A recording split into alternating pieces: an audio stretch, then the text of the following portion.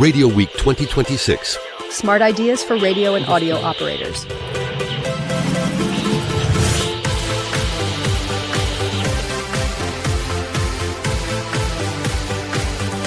Audio has become one of the most trusted and fastest growing formats in media. But producing high quality audio at scale is still hard. It's time consuming, and it's difficult to integrate into everyday editorial workflows. At the same time, AI is changing how content is created. But for broadcasters, publishers, and content teams, speed alone isn't enough. Trust matters. Sound identity matters. Editorial standards still matter. CaptionCast was built to bridge that gap. We turn written content into studio-quality audio, designed for real listeners and real brands. Not generic text-to-speech, but audio that respects tone, pacing, and context. Using AI-assisted scripting, professional-grade voices, and sound design, CaptionCast makes it possible to experiment with new audio formats, without recording booths, without complex editing, without losing editorial control. Humans remain in the loop. Quality comes first. Brand voice is protected. CaptionCast is currently co-developed with early partners across broadcasting and publishing, exploring how AI-first audio production can scale responsibly and sustainably. Because the future of audio isn't just faster, it's trusted.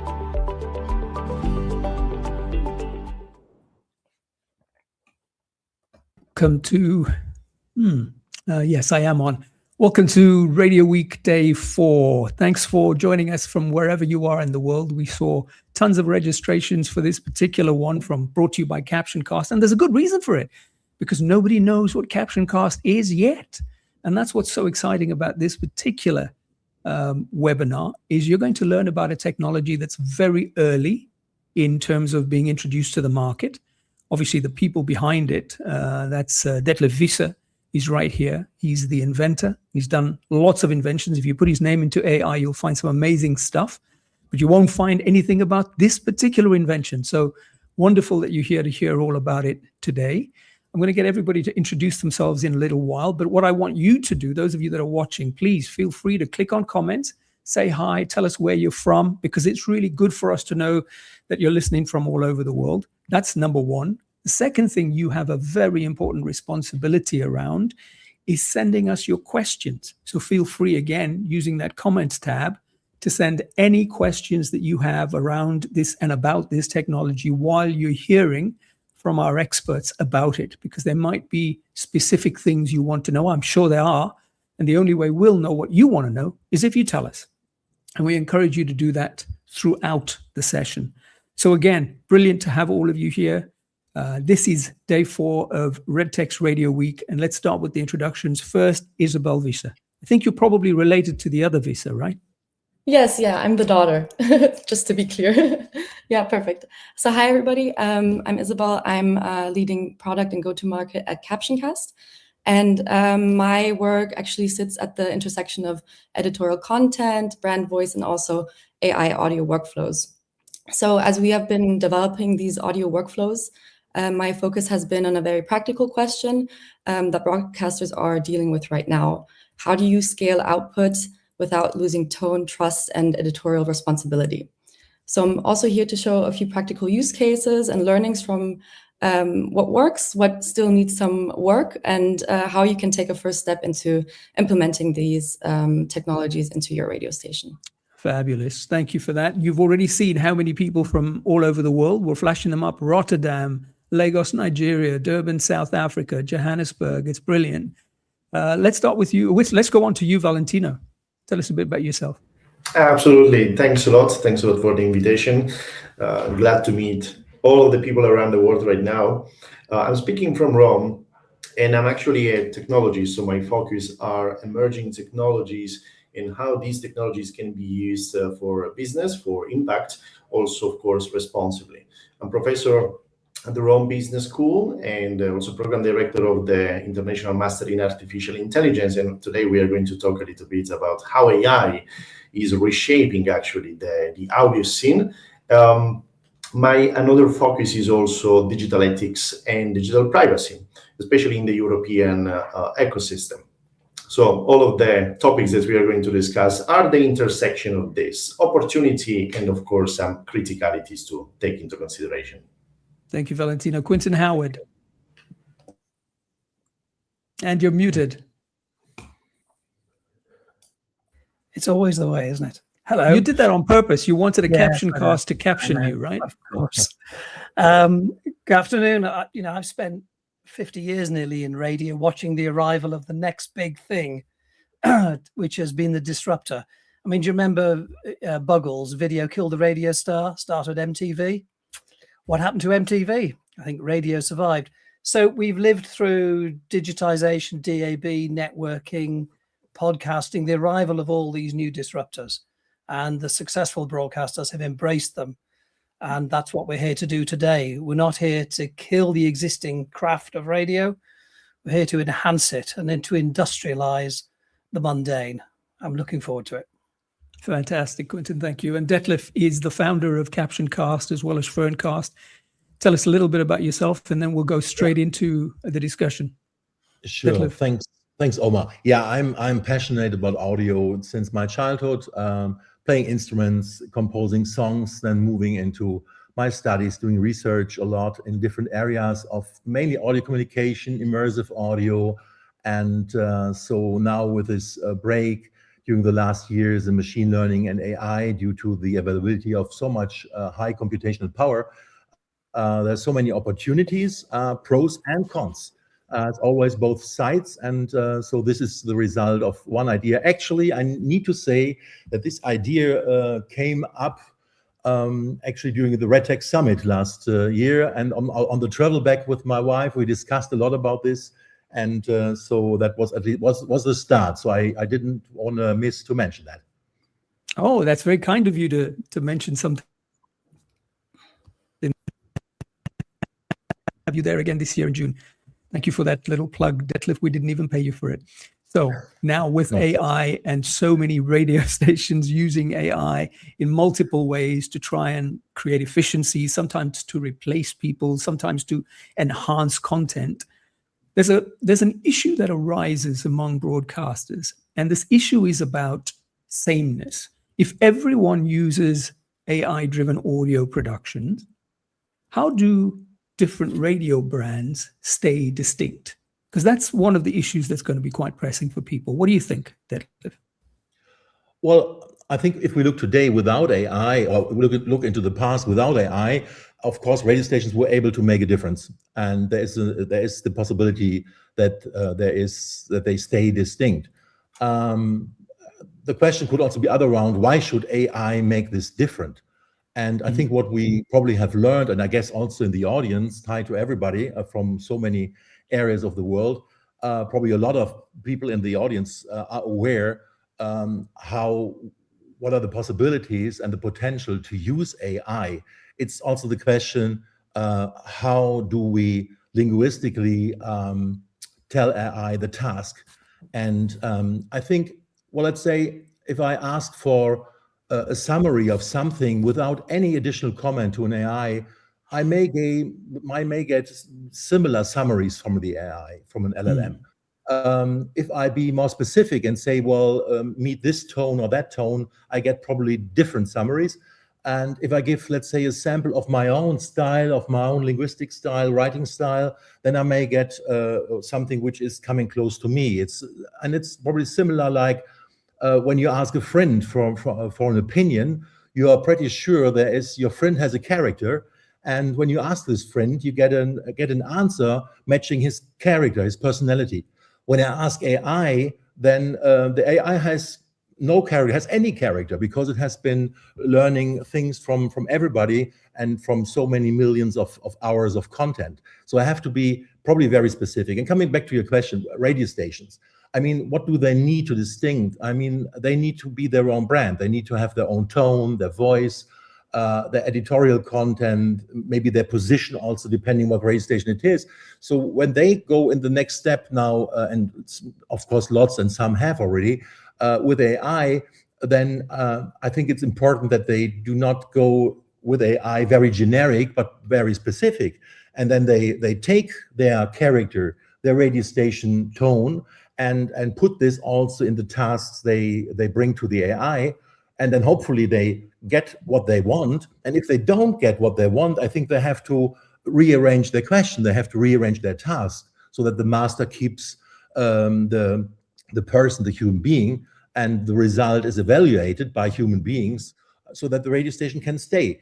And the positive thing I see, and probably I see with technology quite often more the positive things, that's what is driving me all the decades, is that AI can give you creative ideas in the direction where you are, where you move. So if your radio station is a news station, hopefully you ask questions and get tasks to the AI, which gives you more inspiration for this news station. And if it's a hip hop station, hopefully you get it more like this.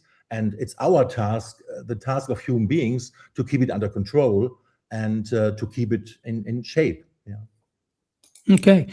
So I just want to remind everybody that's watching, there are a couple of things we're going to go through here. Obviously, we're going to talk a little bit about how CaptionCast makes your life. If you're a producer, if you're working in audio, it's going to make it much easier. It's going to help you do much more. This is not about replacing humans. This is about enhancing what is possible.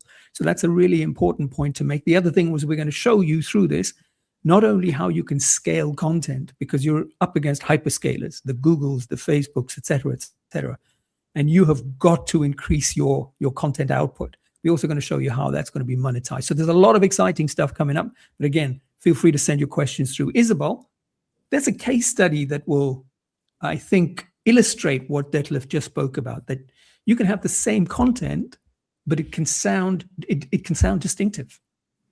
Yeah, exactly. If we can just share the screen, you can see that this will be an example about station branding. So same weather in different stations.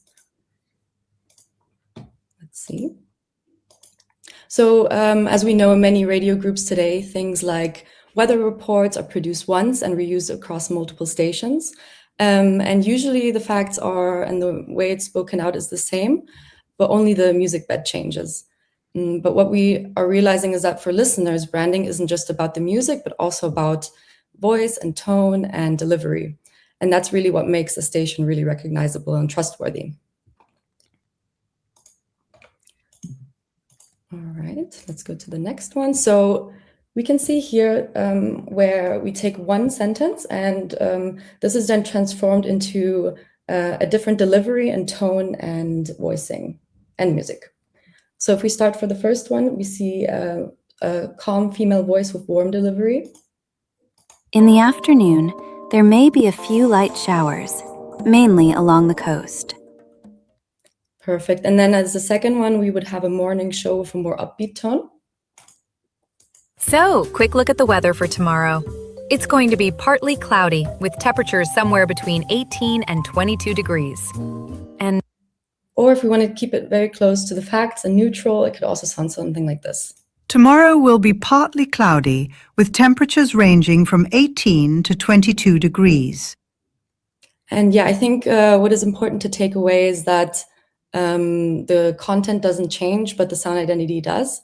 And that even if AI would be or were to use by everybody, brands don't actually have to sound the same. So I would say that distinctiveness comes from more like human-defined voice choices and editorial positioning rather than like the tech itself. And I know in this session, we're specifically obviously focused on English as the language or the medium of instruction, but it can be in any language, in any dialect. Exactly. Am I right about that? Yeah, it doesn't really matter. Wherever in the world you are, everything's possible in whatever language, even the most obscure languages, as long as the LLM is trained in it.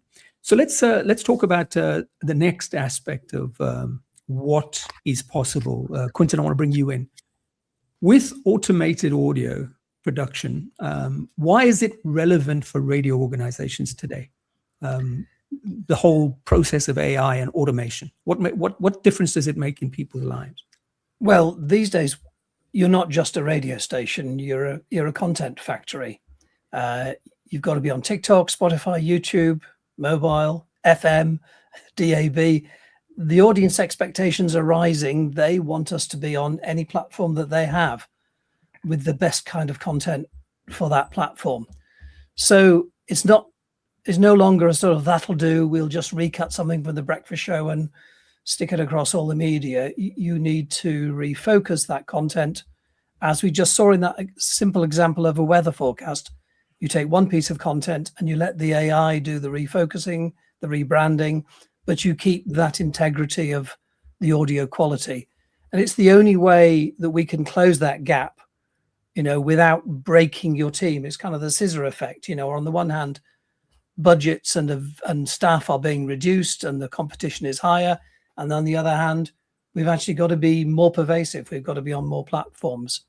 So it's about automating the audio that allows your teams to go home at 6 p.m. and let the automation take care of all the difficult stuff, the tedious stuff, the stuff that somebody would give up doing and they wouldn't bother. With this system, you just set your workflow and it will take care of it for you. It'll rewrite the script. It'll regenerate the audio. It'll add the right backing track. It'll give it the right mood. So you're using AI properly and creatively and taking away the repetition and the boring stuff that people tend to slip their standards on. And then it's about scalability. We in anything we do in this business, we've got to know how we can scale it, how we can grow. And it solves the problem of reversioning your content for different platforms, for different locales, for different languages, repurposing, as we just saw there, for different audience demographics. And that means you can scale everything without breaking the bank. Yeah. I think that's for those of you who are running sort of FM networks, maybe in countries that haven't evolved to the state where you've got significant DAB plus deployment. You don't have multiple hundreds of channels online, all of which is possible today. If you think about the human resources required, it will, as Quentin's just said, totally break your budget.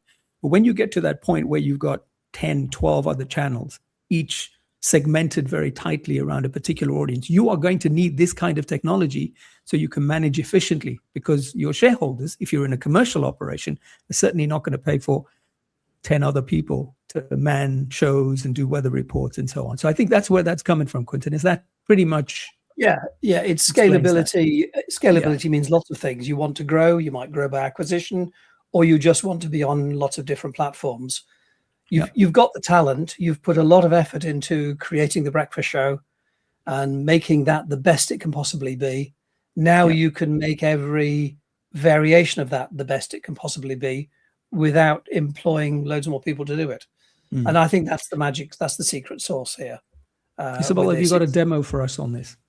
Yeah, exactly. I think this ties in really well into the next example of using content that you already have and then turning that into reusing that into something new. So can you see my screen here? Okay, perfect. So this would be when news moves faster than production can. And in this scenario, stations produce multiple news updates and reports throughout the day. And sometimes when it's on air, the content is not often reused. Sometimes it is, but maybe there's more potential. So then there's the idea of repurposing it. One second. So here we would start with the content of the radio station, let's say different news updates.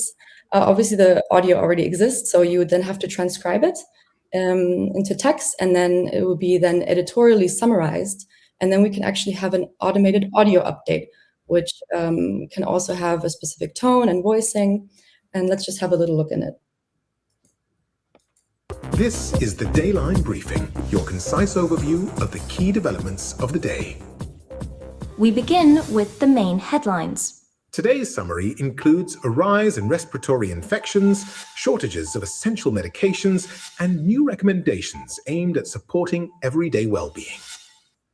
And this example really shows how it can be scalable as well, because you're already bringing out the radio updates. So this is already accessible, and through the technology, you can automatically access the audio, transcribe it, and then turn it into this. So if you would want an audio update daily or weekly, any frequency that you want, that is something that it could do without putting any pressure on the teams, really. Right. And again, for those of you that are watching, I'm sure you're getting a lot of interesting information about this new CaptionCast system. But if there are questions that are arising, please feel free. Tap into the comments, send them through, and we'll ask the experts. Isabel, I want to ask you, so how does AI support the listener experience, improving it vastly? I think we've spoken a little bit about it, but things get complicated. There's, for example, if you're talking about a viral outbreak, you want to make sure, again, I think Detlef spoke about it early on, you want tone of voice to be very different than a high energy morning show person talking about something serious happening. So how is the listener experience improved through AI supported audio? Yeah, that's a great question, how it improves the listener experience. So I would say that the audio improves this experience in 3 practical ways. And it's not really about producing any more content. So I think one level would be the emotional and linguistic content. I think that audio is easier to listen when tone and pacing and language actually fit the topic in the audience. Like you just said, if there's a very sensitive topic or a specific audience, you want to have that in alignment. And instead of just reading text out loud, delivery could be calm or conversational or explanatory, depending on what makes sense. Then I think, secondly, adaptation to listening situations. So I think a lot of high quality audio content is actually missed because people can't listen live. So maybe even having an on-demand version or a version that is repurposed for a later time for audience that might listen rather in the morning or in the afternoon, and then adapted to their listening style could fit their needs and also their listening experience more. And then third point, I would say maybe also to the audience's level of knowledge. If we maybe have a very complex topic to talk about that might be very informationally dense, maybe it wouldn't suit a certain target audience and rather a different one. So changing that would also reduce cognitive effort and all of that. Would try to make it more engaging. Right. And one of the things we said fairly early on is this is not about replacing humans. Valentino, I want to bring you in here. Humans need to be in the loop because AI doesn't necessarily and won't be able to function entirely autonomously. Maybe there will come a time when it does, but tell me why humans are necessary. And I hope they are, because I don't want to be out of a job. That's definitely, and reconnecting also what Isabel was saying before. You are especially, I'm not working in the radio industry, but as a consumer, I am listening radio also via internet, for example, at a global level, because I want to really listen a content that is resonating with me, and the content that is able to generate some feelings, of course. And AI is a great tool to potentially automate some of the steps. We were discussing this before. But humans, because they are generating content for humans, not for machines, so there are expectations, higher expectations. We need to become architects, I would say, of the context and the intent. So what does it mean? Generally speaking, when we are using artificial intelligence, we provide a context at the beginning, a knowledge base. And we can choose, we can select what do we want to provide AI to potentially automate. This choice makes the difference across several radio stations, across several content creators. The choice is very human, because this is how the creator is expressing himself or herself, and this is what is generating the impact in the final people. And even if AI generates something at the end, still the intent needs to be adapted to the audience. We were talking about the tone, we were talking about cultural sensitivity, emotional sensitivity. And I would say, just because something is said, it doesn't mean that you need to use a set tone or a serious tone. This is probably the interesting fact of being human. No, you can even say something said in a little bit happy vibes, because maybe you know what is the audience. You want to build the capability to overcome that sadness. No, this is something that the machine is not able to understand. But there was an interesting article by the Financial Times saying that all of the activities that are easy to describe, they are linear, their AI can replace humans. But if you're talking about things that are messy, things that are full of nuances, details, something very cultural and something very emotional, that is exactly where AI cannot replace humans today. So you need the human in the loop, but for that, you need to map the process that you are executing every day. And this is a matter of being a professional in the field. Only a professional knows and control the workflow. And you need to identify what are the activities that can be automated by AI and where humans needs to decide. Decision is what makes us humans. Repetition is what is part of artificial intelligence. I think that we can work together very creatively, but we just need to understand what is the responsibility of each. And the humans in the loop, especially when we are talking about content that is delivered to humans, is extremely important.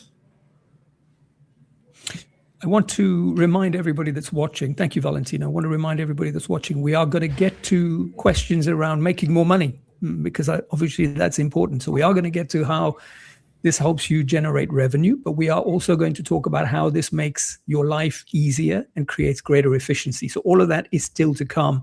There's a question, Gareth Cherry, and I'm just going to flash that on screen for all of you. And you can decide who's best to take it. When it comes to AI voice and speech systems, are there vocal voices available for different languages and regional accents? It was something we spoke about a little earlier. I ask this because I've been working extensively with AI, and many of the voice experiences don't really cater for our South African market. Obviously, there's a distinctive accent in South Africa. We have distinctive accents and linguistic nuances, so I'm interested to know whether there are plans to develop more country-specific or region-specific voices and accents globally, particularly for markets like ours. Detlef, do you want to have a go at that? Sure, of course. I mean, even in this short time of working with CaptionCast, it's not much more than half a year. We have experienced several updates from text-to-speech systems. We have been working with so many different ones, and it's incredible how fast the development is and how the improvement is. So I would say that at least 2 times they have been improved with a very, very big step. And something which we cannot imagine maybe today may come in 2, 3, or 4 months. So I would not definitely say that today all languages and all accents, definitely no.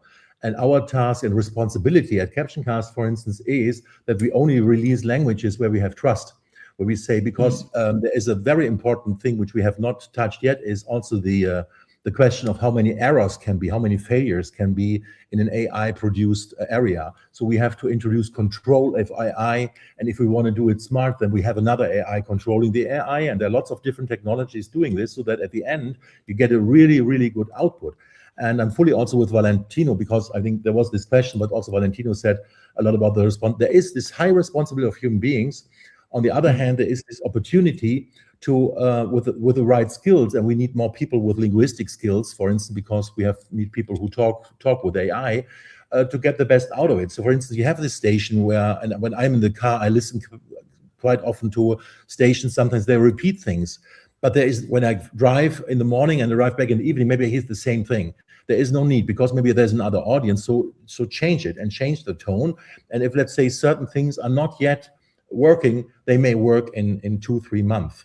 And that's what we learned. So our job at CaptionCast, and I think at lots of other companies dealing with AI, is keeping up to date and keeping the technology as far as we can under control for human beings. So for, I think, the question, like asking this question, the answer is if a certain accent or dialect is not there yet, yeah, I think it will come, most likely.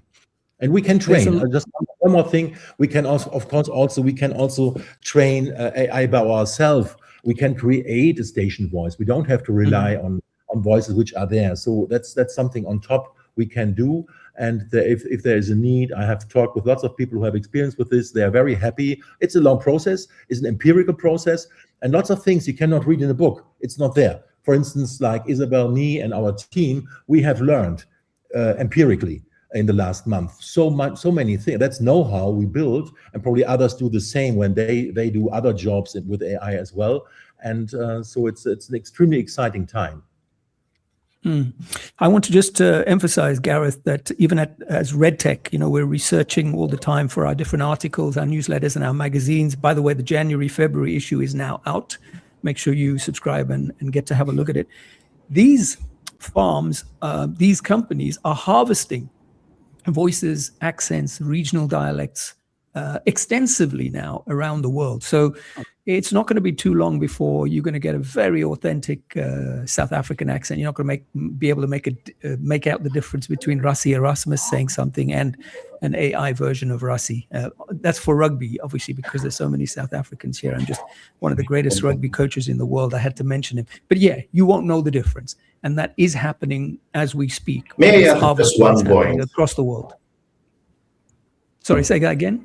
Omar, may I add just one point about this, because there is we are talking about using the accents for the communication in a radio station, but there is a very useful byproduct of this, because by sampling the voices, the languages, and the dialects across the world, the model is going to embed a language, and this is a way to preserve the language, especially the languages that are part of minorities, the languages that are part of far away countries around the world. There are many research projects that are working exactly in this direction, sampling their languages to preserve the languages for the future. So even just by working for business, there is a byproduct that is cultural with a social impact. That's correct, because some languages are disappearing. Exactly right. So thank you for that point, Valentino. Quentin, I want to bring you in. So you're working in radio, in a commercial radio operation, so you will know what AI audio cases, what's production ready already now, today, what's still evolving. Can you give us an insight into that? Yes, I think, like many people working in radio, we've all had to play with our AI and found very quickly its limitations. There are a number of radio stations in the UK and elsewhere in the world who are using it very successfully for things like weather. There was even a company a friend of mine runs who just makes the weather with AI, and that's his sole product, and it's terrific. There are other radio stations who are reading news bulletins with AI, but both of those are very straightforward voices. There's not a great deal of nuance in them. 3 or 4 years ago, I experimented with trying to reproduce a well-known radio presenter who's no longer with us, but with permission of his family, we were going to reproduce his voice for one of our stations. And it was really difficult, because what I realized quickly was that a DJ talent doesn't just have one voice. It varies between links. It varies within a link, and you cannot distill this into a single thing. I ended up working out that you probably needed 7 different voices, and then that creates a whole issue about how you schedule which voice you pick, even though it's the same person. But there is plenty of content that's production ready now, and I think it's the utility first route. It's the low hanging fruit. It's the weather. It's the news explainers. It's the traffic updates. It's they're all data driven content. It's service information, straightforward to manage, very easily to build into a CaptionCast workflow. Low risk editorially. The editorial risk is an important thing, which is why people are wary about doing it with news. Advertising, making commercials, they're all relatively straightforward. Time shifted content, that's a low risk. You've got loads of content you could time shift now. And I think in terms of what we have to do as production people is look at the low hanging fruit, get familiar with that, give our production people these tools and say, have a go with this, get them familiar and excited with it. And then you'll find that the experimentation will begin and people will start to be more creative and work out the nuances to create that really hyper content. But there is much more what I call the low hanging fruit than you'd think. So turn a linear interview into something searchable, turn it into a different accent, turn it into a regional language. you can do that today. Turn it into a dialogue. I mean, you have maybe a single person talking about a topic, turn it into a dialogue or into a conversation. And there are quite some challenges, but we have made, I would say more than experiments in the last month, for instance, for dialogue and more conversations. And it's pretty exciting if you invest time in research and in experiments that you can get quite good and very good results here. Yeah. And it's better and faster than a board presenter being told read 25 scripts. So yeah. That's one thing. And the other thing is also maybe you have something which is a complicated topic. Yeah, maybe something about climate change. But then you have an audience which is maybe very young. You have maybe children also listening to something like this, and you have. But the facts in the original content, the original production are extremely good. So make them also understandable, maybe for children. So I think as well, you have also an example on this, right? Yeah, actually, it's a perfect transition. If we just share the screen again. We can see, like Detlef said before, with high information density, a text that could be then also limitedly accessible to others. So here, this would be a paragraph just on thermal insulation, very wordy. Let's just have a look. Thermal insulation significantly reduces heat transfer through the building envelope by minimizing transmission losses across walls, roofs, and facades. This leads to lower energy demand for space heating, reduced CO2 emissions, and increased efficiency in meeting national climate protection targets. Okay, yeah, maybe pretty complicated for some.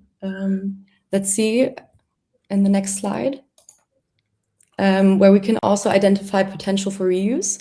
So as Detlef already said, a dialogue format could be the case, just making it a little bit more dynamic and alive.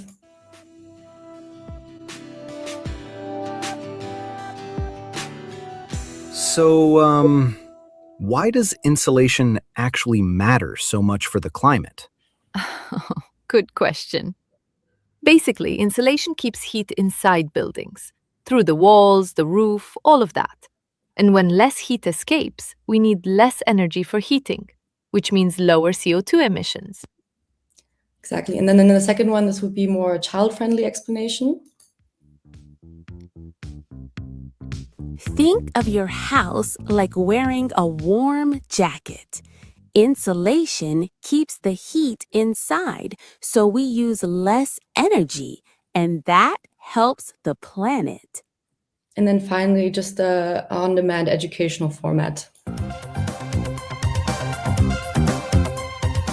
Insulating buildings helps reduce heat loss. That means less energy is needed for heating, lowering emissions and supporting climate protection.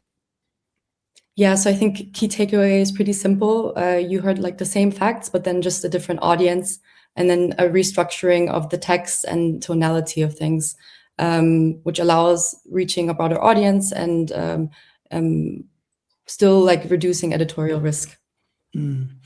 You know, that first voice that you played reminded me of when I was in my 20s and a DJ, always in that up-tempo, ultra-excited tone.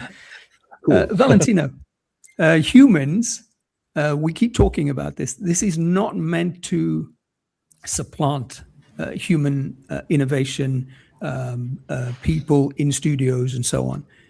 What jobs do you think are most likely to be affected? So we're saying that some things are going to have to be retrained. This is when we had the Industrial Revolution, it took care of certain mundane tasks. Machines took them over, but it didn't mean humans weren't involved anymore. Now, how will this work in the AI age? What sort of stuff will perhaps become redundant, and what new opportunities will emerge? Can you take us through that? Yeah, absolutely. Well, this is an impact that is interesting every field, every sector in the job market. There is a big shift. Traditionally, we are, let's say simply, we are paid for executing something. We are paid for building something. We are paid to do things, to execute the tasks. Today, in the age of artificial intelligence, we are not talking actually only about automation, but we are also talking about autonomy. We are becoming manufacturers of autonomy. Quentin wrote in the chat before, once you set up the workflow, you can scale that workflow. You don't need to recreate again and again and again, for example, the script. This is a shift because you are changing the focus. Before, we were focused on the execution. Now we plan what needs to be executed, and the execution is automated at scale. So what does it mean? That the jobs are going to be less executed modes, and they're going to be more like curators, for example, of the content. We are going to see a lot of content creators today becoming content planners. You need to design what do you want. You need to understand what is the intent, once again. You need to clarify exactly what do you want to achieve. And we are going to spend more time to design, to plan, to build the logic, for example, of the voice, to build a workflow, so that we spend this time once, and after that, we can deploy this in Chinese, we can deploy this in English, we can deploy that in Italian, in German, so we can really scale without losing so much time, we can say, investing the time in the execution. AI is our tool to fight against the time. And we are actually going to fight by the fact that the execution does not depend on the specific team, does not depend on the specific location. So jobs will be more strategic, will be more planning oriented, will be more design oriented. The execution, of course, everything that is repetitive, everything that is like doing the things, especially when it is linear, there's risks, as it is normal, to be replaced by AI. But once again, we don't need to think that we are replaced by AI. We are just repositioning ourselves within the company. So AI can be useful to amplify what we are doing, and not necessarily to replace us. But we just need to understand that reskilling and repositioning is our strategy to stay relevant also in the job market. And this really applies to anybody. So just again, to remind everybody, we've got lots of people watching from all over the world: Mexico, Brazil, Denmark, South Africa. But only Gareth Cherry keeps asking questions. So is Gareth the human or is Gareth the AI?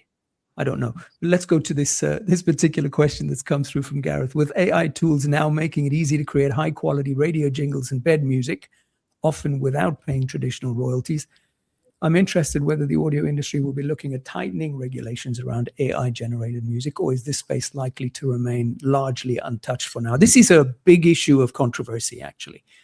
Do you have an understanding of this? Any one of you? Maybe start with you, Detlef, because you were a musician as well. So yeah, it's a very, very complicated question, and probably it's also handled globally in different directions. So of course I have an opinion about this.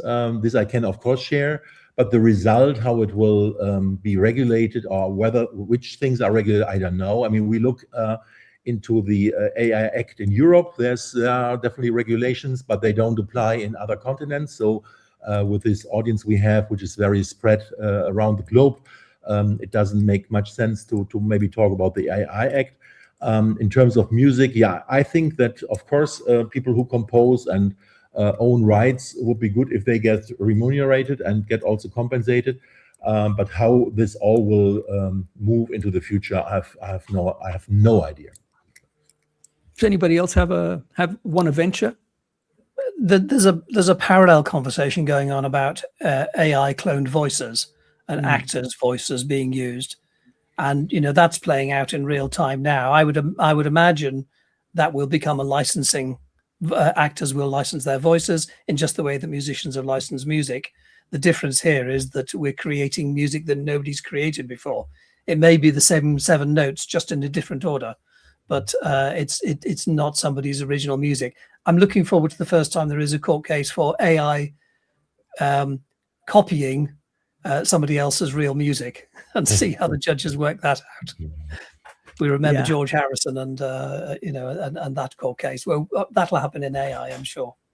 Of course. So we want to get to. I just thought that we should mention that Diane McPherson is also watching, and she said Gareth already asked one of the questions I wanted to ask. So he's not the only one listening and wanting to ask stuff. Thank you, Diane, for making that clear to us. Let's go to this issue about saving money and generating new revenue. That's really important. Stations all over the world are facing a hell of a lot of top line pressure. We know they've also got profitability issues. So if this kind of technology can help, firstly, save money, secondly, help generate new revenue for radio stations, then it's always going to take off. And that's what matters to the boards and management in multiple radio stations around the world.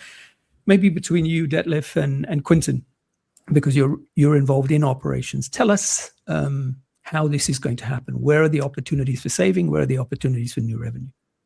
Yeah, I think maybe sorry, Quentin, go ahead. No, after you, please. Okay. No, maybe just going back to this example we had before from Isabel.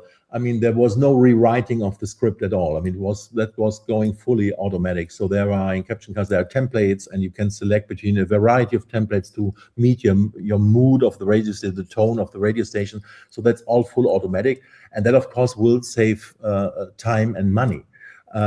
Cost will not increase with more content. They can stay, so people can use this and can.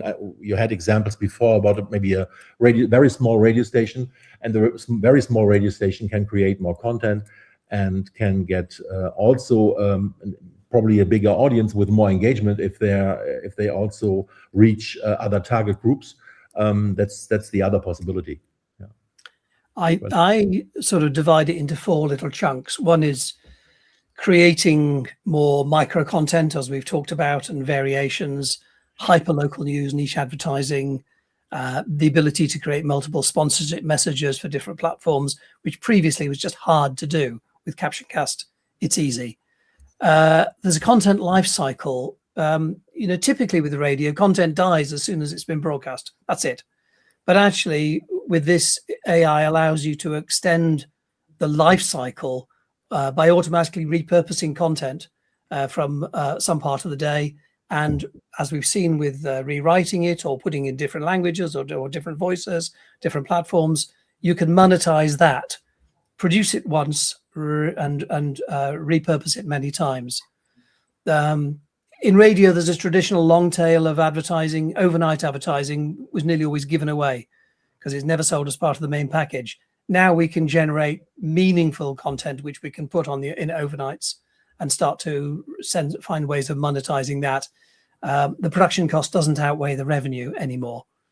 The thing I think for CEOs, though, watching is this gives you a way of controlling and having predictable costs of production. Previously, you'd enter into some production and the creatives would go away and they'd write the copy, they'd record the voice and re-record and then reversion it. It goes backwards and forwards to the client. Here, you know what the costs are going to be when you have any piece of creativity. You can contain the costs, and I think that's good for balance sheets. It's good for CEOs, and it allows you to focus on the creativity, not the process. Mm. Now, those of you who are watching and been listening, you might have some really great ideas about new revenue streams that are possible as a result of what you've watched so far today. Feel free again to pop that in, because I think it's great if we all share ideas that you're thinking about right now. Gustav has sent a question through. Let me just get that onto screen for you.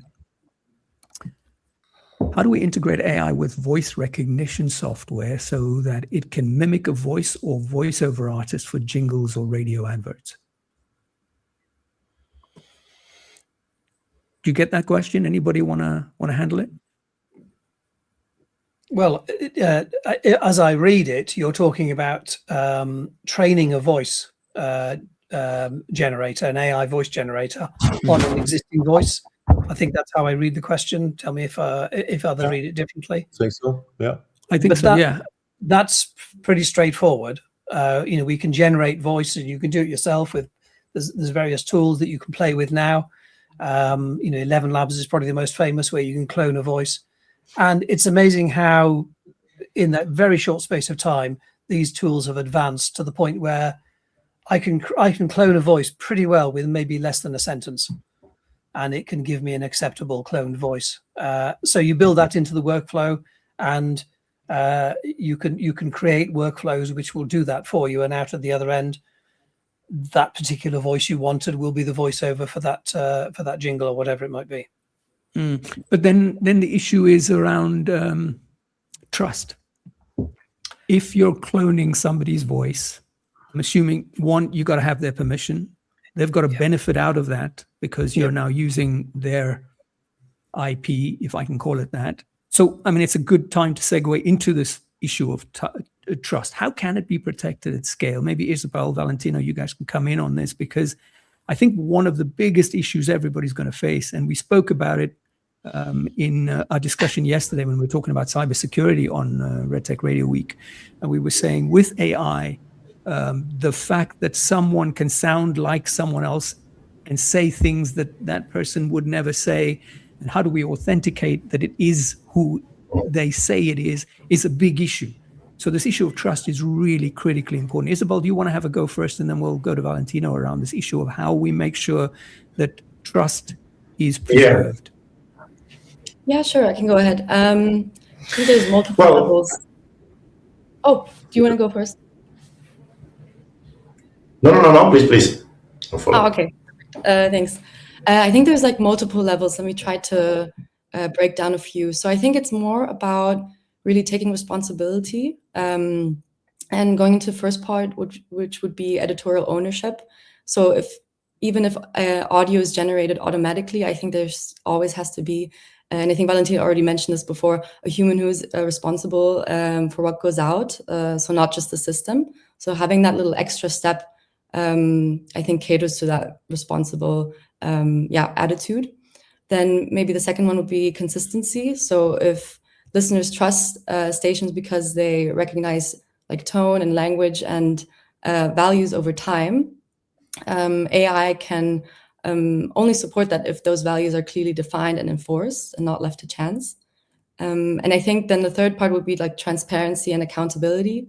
So if even in radio stations right now, this can always happen, mistakes could be made. But if something goes wrong in like AI audio, has to be clear who's like accountable, and there has to also be the willingness to improve or even ask for feedback from the audience. Valentino, do you want to continue? Is there anything you want to add to that? Yes, absolutely. Well, there is the big topic of the watermark, basically in the metadata that, of course, can be included in the generated content with AI. This is the same problem that we can find in image generated with AI, videos with all of the problem of the deepfakes. So there is the possibility for the vendors, in this case for 11 Labs, for example, or all of these companies, to embed watermarks, metadata, and there is the work on new standards of metadata that are going to tell anybody if that kind of content is AI generated or not. But I want to add another point. This is probably connected a little bit with the previous discussion that we had about the new jobs. In the world when you can generate the content, probably people are going to look not only for that, but they are going to look also for something additional that cannot be replaced by humans. And this is just from something that I see from the market. There is in the Italian market one famous content creator talking about technology, news, and so on. He recently started to create any video. He had a very known presence on social media. He's now creating the entire video, the entire face, the entire body, the entire voice with artificial intelligence. So he's scaling his presence online. So he's saving a lot of time and cost in the creation of the content, but he's also shifting to another kind of activity, which is community management. The community management, the gathering of the people, connection of people online on some chats and private groups, this is something that AI is not going to replace immediately. So the content can be created for a lot of people so that people can consume that, but the community will grow as an importance for any content creator. And this is interesting also. Maybe we are going to live in a generation, especially Generation Alpha, that is not going to focus so much on authenticity because everything can be fake. So they are going just to consume the content, but they will look also for something real, which is community, connections, one-on-one, or some group meetings, even in reality. And this is an interesting kind of shift that is probably a reaction of us humans. One of the things we're currently researching at RedTech is there is some work going on at the University of Phoenix in Arizona, specifically around not just watermarking audio, AI-produced audio, but actually creating a microphone that will be able to let you know whether this was actually said by Donald Trump or was it said by an AI engine, because of the microphones, some technology that's going to be embedded in microphones, which is fascinating. And we're probably going to publish that in The Innovators, which we're going to publish in a couple of months. So look out for that. But it's fascinating. There's a lot of work going in here to make sure that we don't all get fooled, because this is the problem. We're not discriminating enough. We're not critical enough about the information we receive. And so too many of us can be duped. And that is a big problem. So talking about issues like this, what's a responsible first step to when you want to move into AI first audio production? So let's say most of the people that are watching this today, Quentin, maybe they haven't moved ahead because they're so worried about the complexity around the issues, the ethical issues. How would you start as somebody? I think there are two steps. First of all, I would start with what I call the sandbox approach. Start with your on-demand archive, use CaptionCast to version your existing shows, let your team play, give them the tools and let them get comfortable with it. It's a sandbox. They can't do any harm, but what they will do is they'll get excited by it. And then it's evolution, not revolution. My advice to a CEO watching this is don't fire your morning DJ and hire a robot. That's not what this is about. Take your best morning show content and use AI to version it for a podcast, a flash briefing, a social clip. Prove that workflow first, and then you'll be ready to drive. There are editorial guide rails, of course, on this. So the first step isn't actually technical; it's editorial. You've got to define as a CEO where your human sign-off begins and ends. AI is like an intern. They don't cost much, but they're not very good at making decisions. So you have to treat them like that, and then they will learn, but you will learn how to manage your intern as well. You still need an editor to check the output before it hits the transmitter. That's very good. Well done, Quentin, on those brilliant examples. Let's go through a couple of other questions coming in from Ash Poon. There's a lot of conversation around disclosure when a content creator uses Gen AI and things like video, articles, etc., so that it can build trust, credibility with the audience. How are audio platforms like radio stations able to disclose without taking up too much airtime on that? Is there a standard emerging on how to tag audio that was created with AI? Very good question. Anybody want to take that? Well, we sort of touched on it a moment ago with watermarking and all of those sorts of things.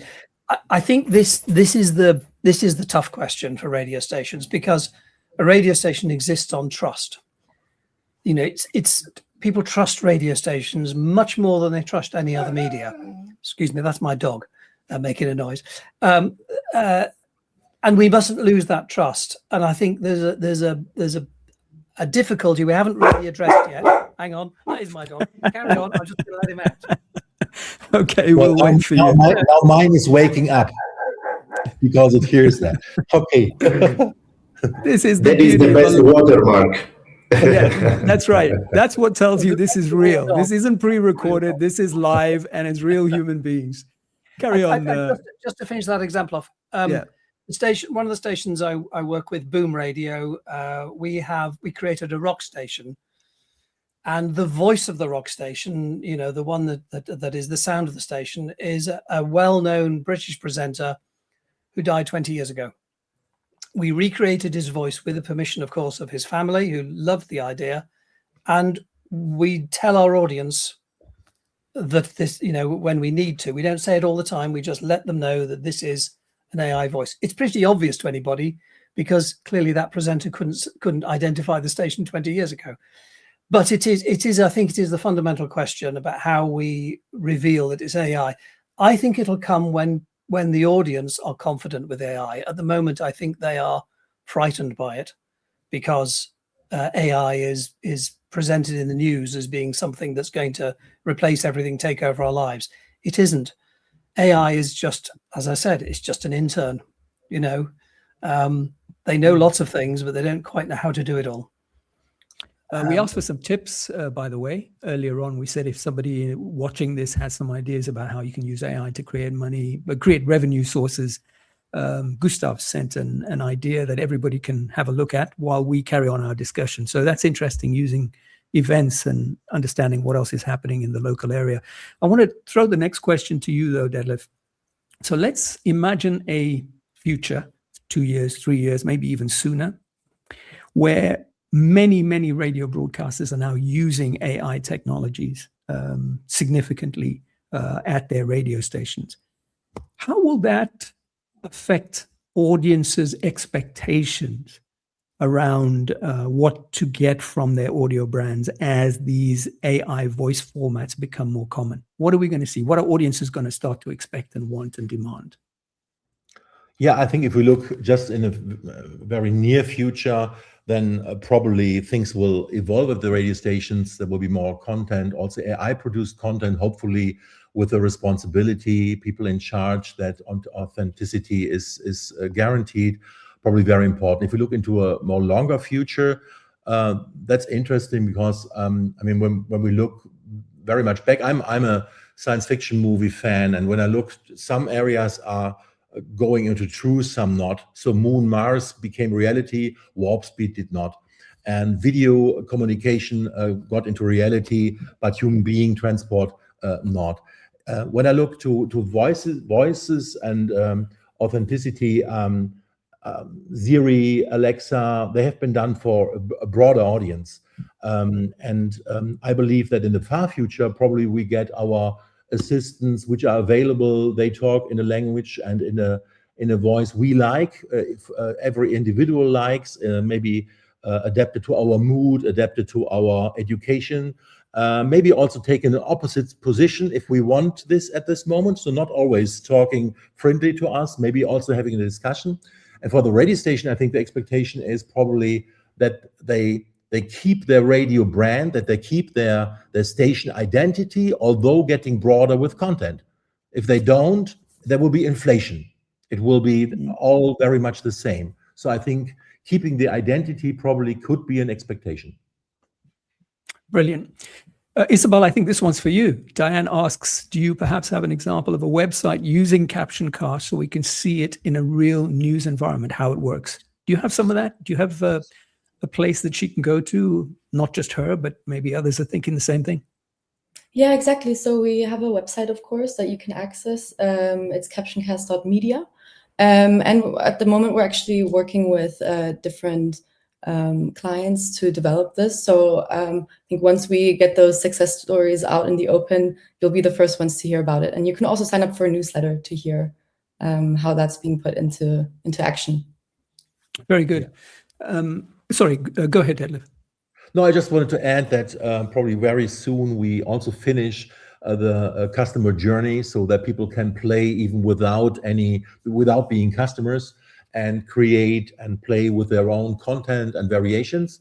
So I'm not sure, Isabel, do you know the roadmap when this is supposed to come out, roughly? Yeah, around 2 weeks. So the idea is that you can already create a free account and then you can go on our application and then play around with how you want your audio format to be and then how this could be implemented into your workflows. So yeah, around, give or take, 2.5 weeks.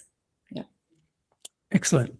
Very good. Thank you so much, everyone, for your contributions today. I'm talking particularly to the audience. Thanks for tuning in, watching us, learning from CaptionCast team and Valentino, of course, and Quentin, who works in the industry, giving us some really fascinating insights about where this particular opportunity is heading. The truth is, you shouldn't be putting your head in the sand.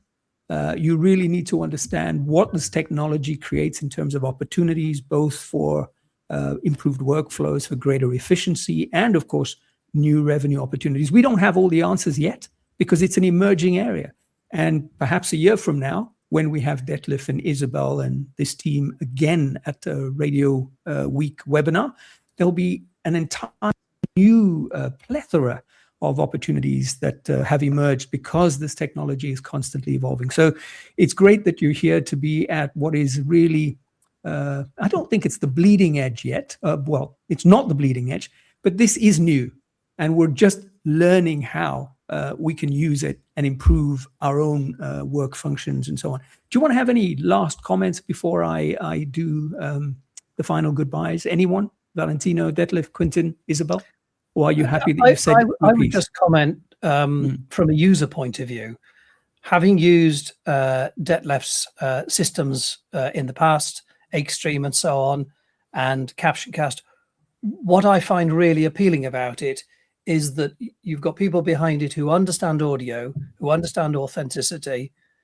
You know, they're musicians, they're broadcasters, they're tonmeisters, and that makes a difference. It's not just a tech product. This is a product that's focused at radio, and the tools that put it together have been really understood, so that people like me can just drag and drop things on a screen, and that's the workflow done. I don't have to write any code. I don't have to make it complicated. Detlef and Isabel do all that behind the scenes. I just click and play. And that's what I think differentiates this. Brilliant. Thank you very much.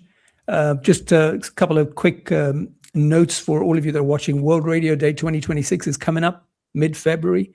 It's coordinated by RedTech.